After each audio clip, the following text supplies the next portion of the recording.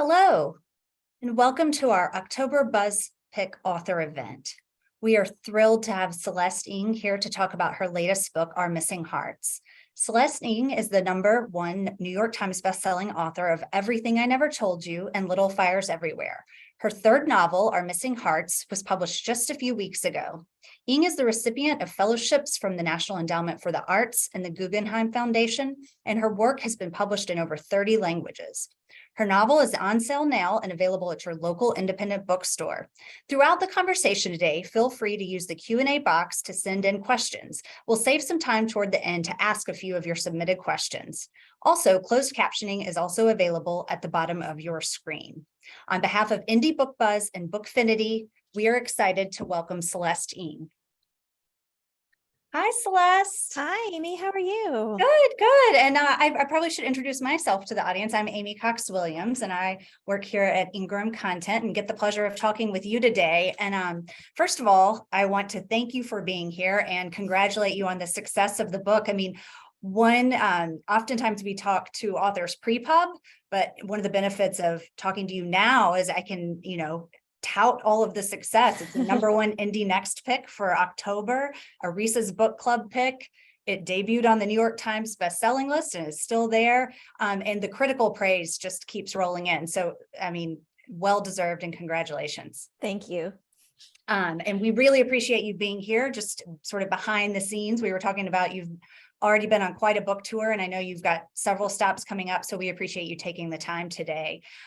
There's really so much to talk about with this book.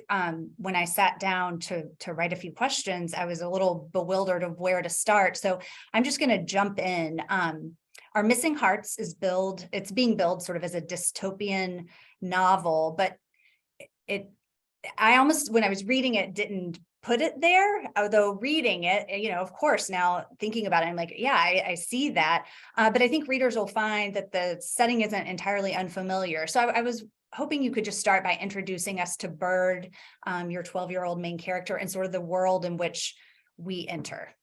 Sure. So Bird is a 12-year-old boy. At the beginning of the novel, he is growing up without his mother. He's being raised by his father.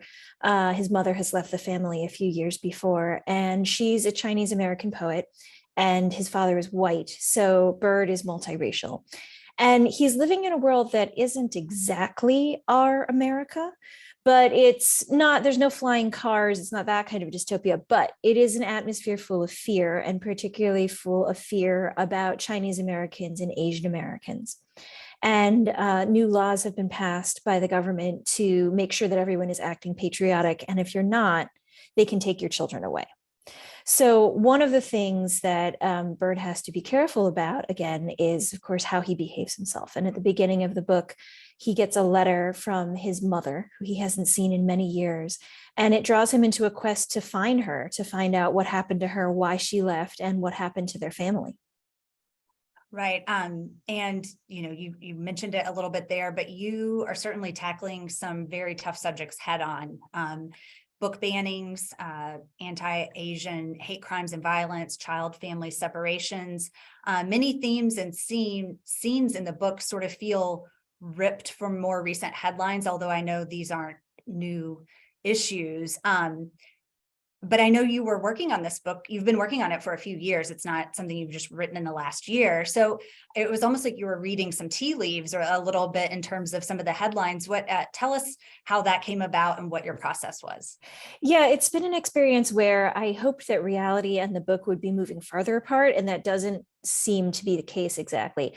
I started working on this in 2016. My second novel dealt with a creative mother who's a visual artist, and her child really understands what she's doing and supports it, and puts up with a lot to support her mother's art. And while I was writing that novel, I started thinking, what if there was a family where that wasn't the case? What if there was a creative mother and her child just did not understand why his mother was drawn to do this kind of work, and even saw it as a rival for him? And so I started toying with that idea, and that was in about October 2016. And so immediately after that, we started to see a lot of really terrifying, for me, things happening in the country, with the presidential election and then the rise of the far right, and a lot of really overt hostility towards many different groups. And I wanted to try and figure out some of what I was feeling as a parent and as a person, and I ended up doing that on the page. To do that, I looked back at history and I tried to look at when this had happened before. And so when these things started to happen again, when we started to see book bannings, for example, in the news, um, I wasn't being prophetic at all. It was just me looking at history and seeing how patterns repeat themselves. I mean, I think that's what we have to do if we're going to stop those patterns from repeating. Absolutely.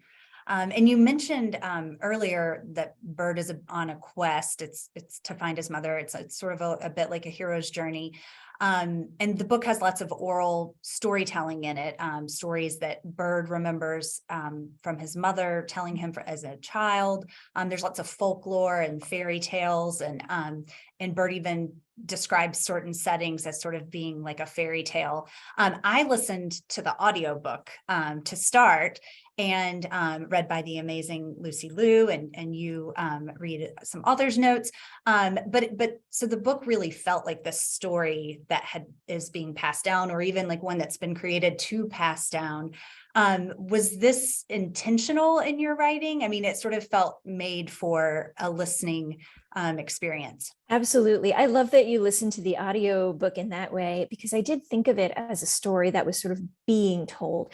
There's a lot about stories in the book, not only, stories in books and bedtime stories, but also the stories that people pass on to each other about family members or about the world.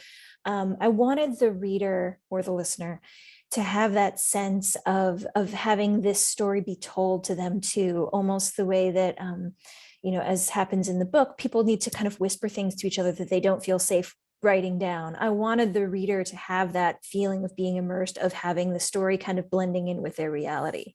Right.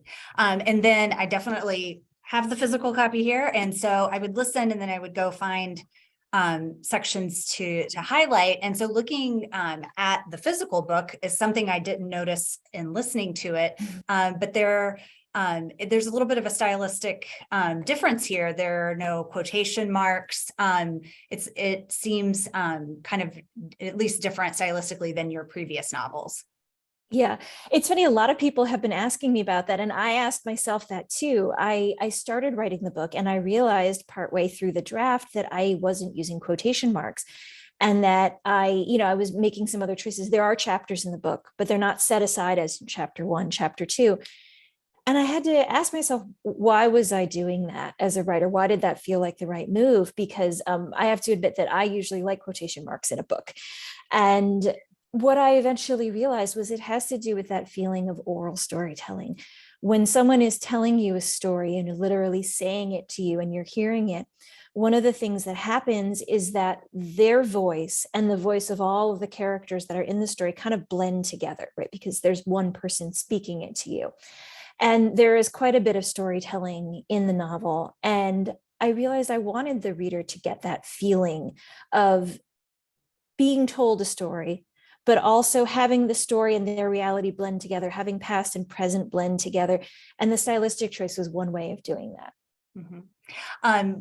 Is one of the central folk tales in the book, The Boy Who Draws Cats, is that real, or did you make that up? It's a story that it has existed. It's a fairly well-known Japanese folk tale. I won't say too much about it to not spoil it, but it involves a boy who's out on his own, and it involves a lot of cats. And the letter that Bird gets at the beginning of the story is a reference to this. And he remembers being told that story by his mother, but he can't quite remember what the story is. And so he goes looking for it. But of course, it's hard to find in the world that he's in, where stories that are perceived as other are being challenged. And it's a real folktale. It was popularized in English at the end of the 1800s by a writer named Lafcadio Hearn.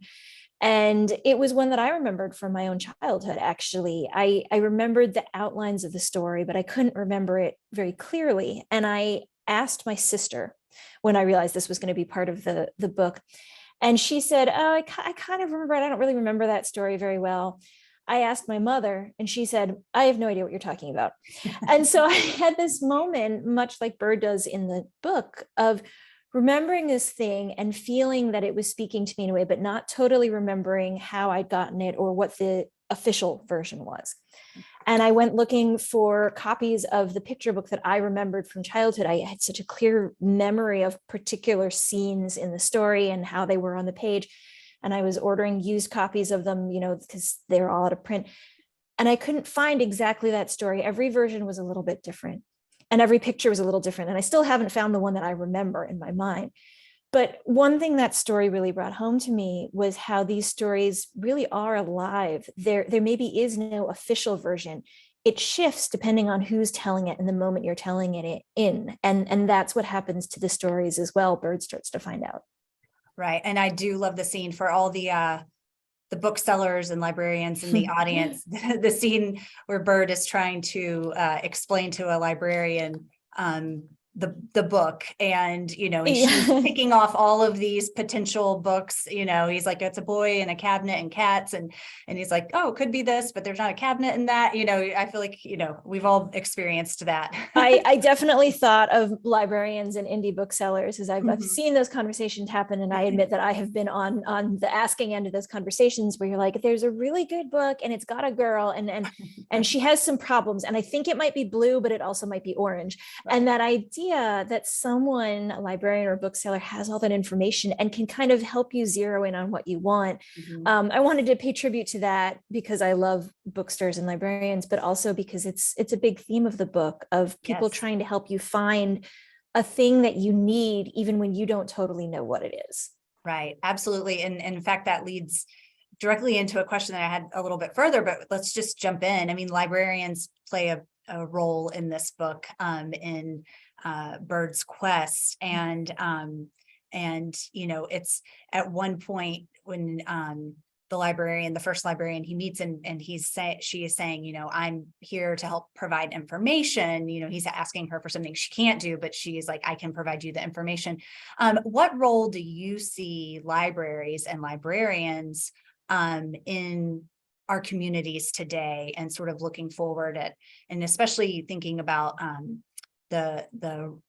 with the recent rise of challenges to books and access to information? Yeah, there's a moment in the novel where a librarian says, this is our job. We gather information, we keep it, and then we try to pass it on to the people who need it. We help you find what you're looking for. And that's, I think, the best that I can sum up how I see librarians. I love libraries. It will probably be clear to anybody who reads the book. I grew up going to public libraries, and I still also, at least pre-pandemic, I would take my computer and I would write in the library. And I was always struck by just the dedication and the lengths to which librarians would go to help people find whatever information they were looking for, no matter how obscure, no matter how long it was going to take. And I think fundamentally, they're such an important role in the community because there's nowhere else that you can go to when you need to know something. And someone's just like, okay, my job is to help you find it. My job is not to say, well, why do you need to know that? What are you going to do with it? How much are you willing to pay me for it? There's a sense, I think of librarians as sort of being, holders and keepers of all this knowledge and all these stories and all this history. We don't know when we're going to need it or what we're going to do with it, but in a way, the libraries are the place that hold it, and then we come together to try and find it there. Yes, absolutely. So part of in the book they talk about sort of the before times and something happened, the crisis, and you were writing this book during one of our more during our more recent crisis, the pandemic, but that's kind of avoided in the book. Did you intentionally steer away from that as a point in the book, or it just didn't fit in? I was curious how you came about deciding not to include that. The pandemic definitely shaped my thinking about what it might feel like to live in a time of crisis, because we have been living in one. But I didn't want to talk specifically about the COVID-19 crisis because for me, it's still a little bit too close. I mean, we're still in it.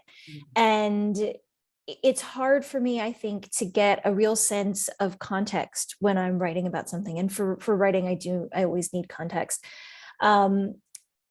I wanted, however, for readers to be able to take what maybe they had been feeling or experiencing during COVID, or during, we've sadly gone through quite a number of crises in the past, few years. I wanted people to be able to feel how they had been feeling and see how that might influence the characters without necessarily pinning it down to a moment in place, because everyone's experience of the COVID-19 pandemic has been really different, right? And it's easy for people to dismiss it and say, well, that's not what I felt. But in this case, when we had a slightly more nebulous crisis, I think maybe it was easier for people to go, oh, I understand what it's like to live in a time where you feel afraid of everything, where you don't know what is a risk and what's safe, where you are really isolated and disconnected from other people. That was the feeling that I was going for. Well, you certainly captured it. But I want, the book there's some dark themes, there's scary parts, to think about, but there is a thread of hope. I mean, Bird, I think maybe by the nature of him being a 12-year-old, and while he has seen a lot, and in the book witnesses a lot, there's still this thread of hope. And is that the overriding feeling you want to leave with readers? What were you hoping to leave behind? The book really arose for me out of looking for hope and out of a belief that there is a reason for hope. It does, as you say, it looks at dark places and it looks at dark themes. And that felt important to do in the novel. But really, when I was writing it, I was asking myself, how do we hold on to hope? I started it, as I said, in 2016, and I think there have been some pretty dark years, and it really started to come together during the pandemic, where I was having a little bit of an existential crisis as a writer and as a person. I was thinking, how do we tackle these problems that feel so huge? Can one person even do anything? And am I just wasting my time? Am I helping the world at all by making up stories about people here with my laptop? I could, I should have gone to med school, for example, and tried to help people tangibly that way. And so those were the questions that I was asking myself. And the book, in some ways, is my attempt to work through them to figure out, well, I think art does have a role to play in motivating people, or even just in reminding people that the world can be different than how it is, especially in dark times. I feel like that is something that I certainly needed to hear. And I was turning to poems and music and, film. I was turning to art in that way. And also the question of how we keep going and how we encourage the next generation to keep going and keep trying, even when it feels like things are really falling apart. I do think of it as a hopeful book. Yes. Well, and when you talk about art and artists and the impact that they can have on change, and if not making change, at least spurring change, and thinking about that in reading the book, you as a reader, and just having it make me think on a deeper level, is of course that's the case, that art can do that, or else why are artists and other things that would sort of fall in that realm, art protest, silenced or targeted to be silenced if those words and actions and art aren't impactful. Exactly. I mean, one of the things that I learned in looking through history at different times when authoritarian governments were coming into control, one of the first things that they want to do is they want to silence other voices and other stories. And they crack down on artists in particular, which strikes me because we don't think necessarily of artists as being, the first voices that are the most dangerous. But I think it does speak to their power. There's a poet, a Russian poet, who was writing in the time of Stalin, and she's mentioned in the novel, Anna Akhmatova. And she was forbidden from writing her poetry during the time of Stalin because she was seen as being so dangerous. And that idea that a poet could be dangerous, that their words could be dangerous, is fascinating to me. I think it speaks again to what you were saying, the power of having a story to tell, and of sharing that thought with someone else. Right. And we should say in the novel, Bird's mother, Margaret, is a poet, Yeah. and kind of a voice protest, and you are a writer and a mother. How did you draw from that experience, your own personal experience in writing the story of Margaret, and sort of how she approaches the decisions she's made? Mhm. Well, Bird and Margaret are not my son and me, but I definitely did draw on some of those feelings. Again, the questions that I ask myself as a parent, which is how do I teach my child the values that I hope he'll have? How do I help him become the person that I hope, he'll be in the world? And in particular, I tell him those things, but how do I show him that I'm also trying to live by those values? That's one of the big questions that I think Margaret faces in the book, is she's doing certain things because she's trying to teach her son certain values, but they end up having consequences that she doesn't necessarily want or foresee. A lot of it too has to do with my thinking about how kids see the world in particular. Having a young son made me aware of the ways that kids, I think, notice things that adults sometimes tune out. We kind of put up our filters because we have to get through the day, we have to get to work, we have to get this done, we have to get dinner on the table. And kids sometimes will spot things and comment on them that we just let go by. And there's a wonderful sort of like freshness and kind of perspicacity in that. But at the same time, I also realize how much of the world is confusing to young kids. I remember from a very young age, my son would ask me these big questions like, I don't understand why people would do bad things. And as a parent, you're like, how do you explain, how do you explain human nature to your child? Essentially, that's what you're doing. You're trying to explain to your kid how the world is, how the world works, and how to be a human. And so a lot of that, the emotional stuff certainly comes from my own experience as a parent. Mm-hmm. I watched your interview with Seth Meyers, and you mentioned about your son. I can't remember what he asked, but you mentioned that your son is what we in the industry would term a reluctant reader. Reluctant reader, yes. Which I just thought was so endearing. But is that still the case? I mean, I don't know when that interview took place, probably in recent weeks. So yeah. He's a great reader, and when he's into something, he will be all in. There are a series of books where basically like he knows the release dates of these books. Mhm. And I'm like, how do you know about release dates? But there are certain things that grab him, and figuring out sort of what is that magic key that kind of unlocks him as a reader, I think is part of the challenge and the fun of being his parent. He's not, I was a kid who would read anything. Like if there was nothing around to read, I would pick up my parents' like copies of like Time magazine, and I would be sitting there reading them because I just wanted new stuff. And it's different for him. And figuring out how a story might connect to him is, again, and maybe that's part of the joy that booksellers and librarians find too, because I do believe there's a story for everybody, right? There's a book for everybody, fiction, nonfiction, whatever it is. It's figuring out which key is the right one to go into that keyhole.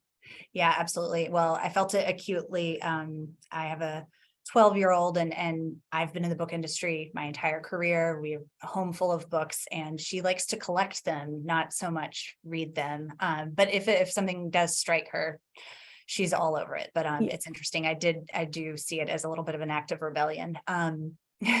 Yeah, I came from a really sort of scientifically minded family, and in high school, I was really into theater, and my sister jokes that my rebellion was to join an after-school Shakespeare club. And I mean, it wasn't meant as an act of rebellion, but she's kind of right in a way. That was me going towards the things that spoke to me and trying to figure out how, who I was. And I'm hoping that'll be the case for both of our kids. Right. Well, it kind of makes me think about your first novel, and that the mother-daughter or the parent relationship with the daughter in that book, and the fact that she was sort of like what we consider like in the business world like a yes man, like she was just doing everything that she thought would make her parents happy, and she was miserable at the same time. And it really opened my eyes as a parent to think, oh, to not put what I want in life and on my child. And that sort of, this theme kind of is this parent-child theme has been throughout several of your books. Are you working on a fourth book? I have another book that's in progress. I've got a draft of it. I actually was working on that book and what became Our Missing Hearts sort of in parallel. I would ping pong back and forth between one and the other because I didn't know how to write Our Missing Hearts. I wasn't sure if that was the book I wanted to think about. I wasn't sure how to write this other book. And in fact, I thought that this other novel was going to be the one that I would finish up. And when the pandemic came around, I realized, no, I need to go back to Bird and I need to go to his story because that feels like the story that I need to write right now. Mhm. But after I'm finished with book tour, I'm going to go back to this other draft and see what's there. And it is also about parents and children and sort of what we pass on, what we don't pass on, what we are trying to pass on, and then what ends up happening. For me, that's something that's just endlessly interesting because it feels so fundamental to who we grew up to be, you know, who our parents were or weren't. There's something there that keeps drawing me back. Yeah. Well, at the same time of all of the books, writing Our Missing Hearts, Little Fires Everywhere was on Hulu. And I was curious, your experience with that. How much were you participating in the production? I know you had a cameo, but if you could just talk a little about that process, and then I have a question about Everything I Never Told You. I hear Sure. that's in development. So with Little Fires Everywhere, it was truly an amazing experience. I mean, it was surreal in the best way. I got to be an executive producer on the show, which meant that I was one of the voices at the table. I didn't write the screenplay, and I didn't want to actually, because I went into the process thinking that it needed a little bit of space for me so that it could become its own thing. I love adaptations, and in my mind, the best adaptations are the ones where the project does have a life of its own. It's not just a beat for beat recreation of what was in the novel. I learned as I've gone through the process of adaptation that film really does speak in its own language. It needs to show things differently than you could show them in a book. It needs to move in a different way than a book does. It has a different rhythm than a novel can. And so I wanted to let the group of creatives that I was working with, not just the two great actors, Reese Witherspoon and Kerry Washington, but also Liz Tigalar, the showrunner, and then all of the writers, because there were many. I wanted to give them space. And I think what happened was they stayed true to the spirit of the book, and they approached the characters and the themes and the big questions, but they did it from a slightly different angle. And I love that because it means that we're exploring a different aspect of those same topics. And it was sort of a charmed experience, and I was really thrilled with what they did. And so is Everything I Never Told You, it has been optioned, right? Or is it in development? It's in development. I'm never totally sure because this isn't my field about what the technical terms for things are, but I'm working with an amazing set of producers. Mary Lee is one of them, who's a Chinese American woman, and a group of creative people at Annapurna. And we've got a screenwriter and a director who also, everybody involved is Asian American or of Asian descent. And we're putting the thing together, and they've done a great job so far. What I'm learning is just that in the film industry, there's a lot of moving parts, and it moves at its own speed. So I'm hopeful that that'll come together, and we'll be able to bring that to the screen too. That's very exciting. Well, whenever we have authors, we always like to get some reading recommendations. So before moving on to some audience questions, I'm curious are you able to read while you're writing, or I read while I'm writing, but I often read nonfiction, but I have been reading. I read some great fiction before I left on tour. I haven't been reading on book tour just because I have to carry everything with me. But so one book that I have been recommending left and right is Hell of a Book by Jason Mott. It was just an amazing feat of writing, but as a reader, it was just a book that I couldn't put down. It tackles some big subjects. It's about what it can be like to be a Black boy and then a Black man in America, but it's also just really engaging, really funny. I did not expect to laugh out loud so many times, and I would read bits of it to my husband. And then as soon as I finished it, he took it and he started reading it, and then he would read bits out loud to me. So it's a book, honestly, that I would recommend to anybody. I also really enjoyed Tomorrow and Tomorrow and Tomorrow by Gabrielle Zevin, which is a book about two childhood friends who reunite in adulthood, and they start making video games together. But I always tell people it is not about video games. It's really about friendship and the ways that friendship changes over time, how you grow together, you grow apart. Sometimes you find each other later and you're new people and you have to figure out what your relationship is all over again. And it's one of the best books that I've read probably in the past decade. And then one more book recommendation, I guess I'll give, is A Woman of Light by Khalifa Hardal-Lanstein. It was this beautiful, sweeping novel that takes place in 1930s Denver, with this amazing cast of characters. There's a brother and sister at the heart of it. She's a tea leaf reader and he's a snake handler, snake charmer. But it also looks at big questions like the racism that was going on at the time, what it was like to particularly be a woman at that time. It made me think of Willa Cather, which is a comparison that I don't make lightly. And so for people who want a big novel that just feels like they're stepping into this huge world, I highly recommend A Woman of Light. Excellent. Thank you. I can second hell of a book. You can't put it down. It's so different and so good. It's so great. There's always so many books. So I'm going to jump to a few audience questions. Great. And then we can just see where the conversation takes us. But okay. So Susan asked, your novels peel the layers of humanity and thought-provoking emotion. Who or what is your inspiration when creating a storyline? Oh, that's such a lovely question. Well, thank you, Susan, for that compliment.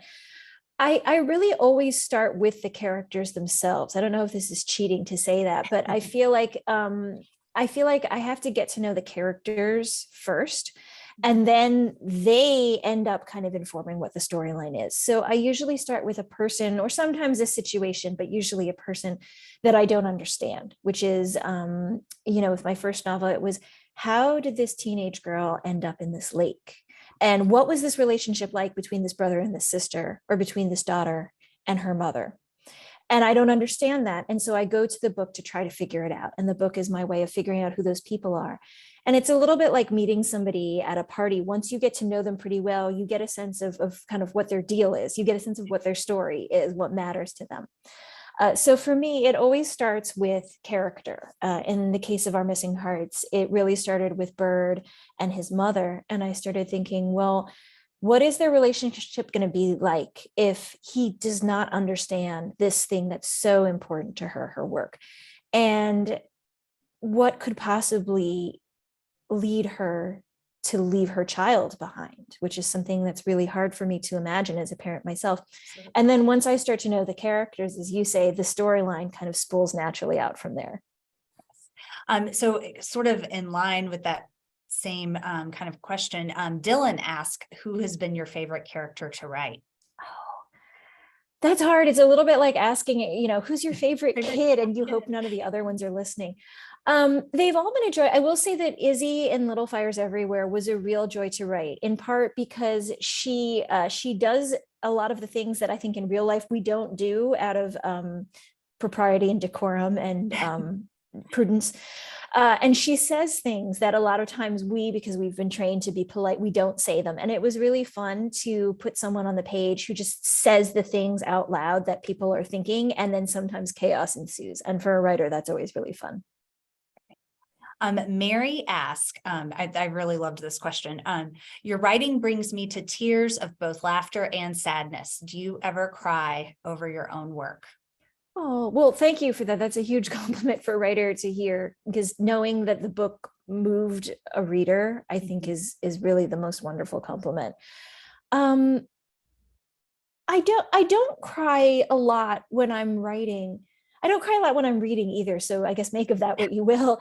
But I do feel like I carry the character's sort of emotional burdens with me. And so if I'm writing a scene that's fun for them and they're having a good time, or they're getting something that they wanted, I feel really uplifted. And then when it comes time to write the scenes that are really wrenching and hard, it does affect my mood in the real world too. I think when I'm writing, I really try to get into my characters' heads and skin as much as possible. Um, One reason I should probably not write in public, even though I do take my laptop out, is that I've been told that I make faces while I'm writing, and I think that that's because I'm really trying to imagine what it feels like to be inside of a character. And again, hopefully, if I've done my job, it makes you feel something too. Yes, absolutely. Cecilia asked, do you think that you would ever venture into writing books for young adults or middle grade? Oh, I don't know. I mean, I certainly would love to, because I think those books are great. I think they so often get a reputation as being, oh, just for kids. But if anybody has actually cracked open one of those books, you see that that is great literature happening right there. Mhm. Um, I don't know if I have, honestly, I don't know if I have the chops for it. I feel like it takes a particular skill and talent set to write for young adults and to write for, I would say, like middle grade readers, because they have different needs, and you want to tell a story that's as engaging and as complicated as a story for adults, but you have to do it on their terms. And I think it really takes a particularly talented person to do that. Well, we'll never say never, maybe, but I'll have to level up a little bit.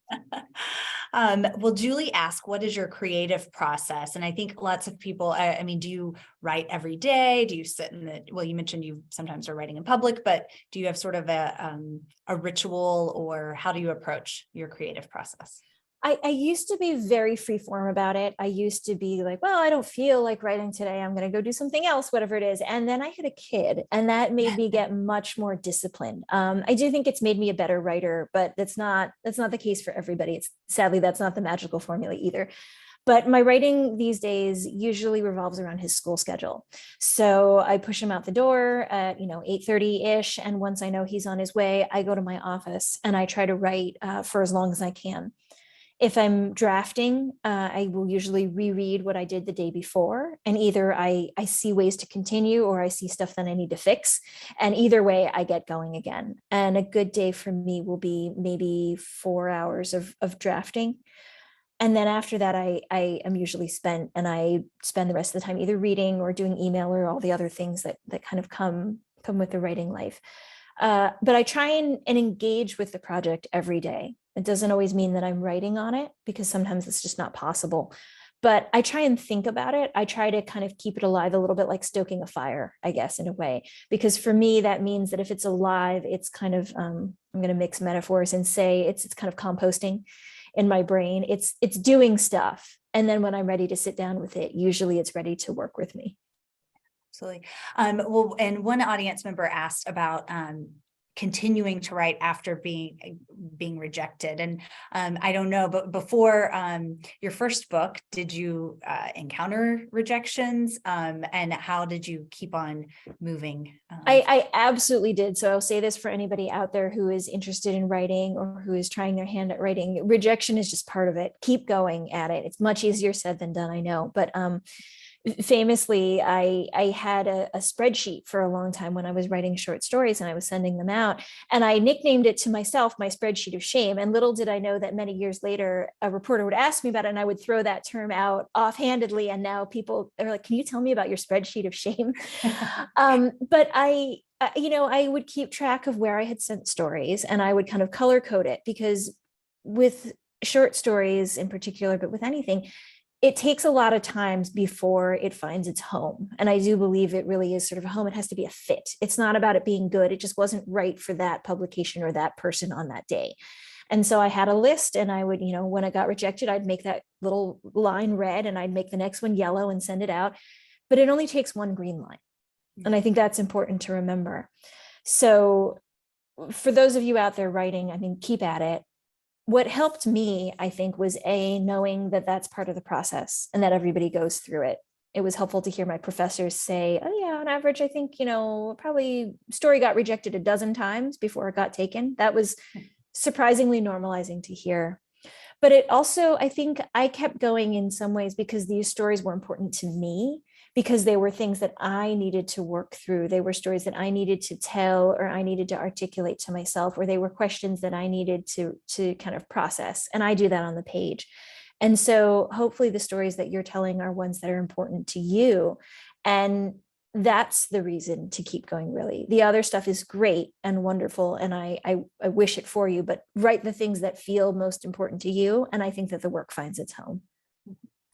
And so writing is a pretty solitary event, but then your book goes out in the world, and at least now, sort of as we move away from the pandemic, you're finding yourself back in front of audiences. How is that? Do you enjoy being on the road, meeting readers? I know some authors do and some don't, but they still do it. How's that experience for you? It's really different from writing a book. Obviously, when I'm writing, it's just me in my little office, and I'm really sort of turned inwards. And then when the book goes out, you really are sort of turned outwards, and it's not my natural mode of being. I admit I don't like the travel part of it, but I realized, especially on this book tour, that I do actually really enjoy talking to readers.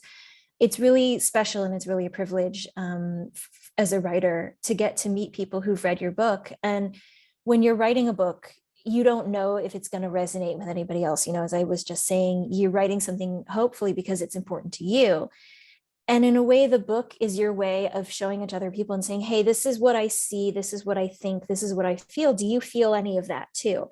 And it's really moving to get to hear readers say, essentially, yeah, I feel that too. I think about that too, right? That's a connection that really is, it's hard to, as you can tell, I'm theoretically a person who works with words, and I'm kind of fumbling at a loss for words to explain what it means. It's wonderful to do that. It is a different skill, though. I never thought when I started writing that essentially public speaking would be something that I would have to learn to do, but it's something that I'm learning to do. Yes, and your readers span the globe. I think it looks like on your upcoming book tour, you're about to hop over to Europe. Yeah, I have one more event here in the US, and then I'll wrap up my in-person US book tour in Columbus with Gramercy Books. And I'm talking to a poet, Maggie Smith, who I adore. And then I go to Germany, and it's really interesting again to see the book reach people in different countries, because it's the same book, but they hear it differently. It speaks differently to them because of the things that they're thinking about. And that's always a pretty tremendous experience to get to see as well. Yes.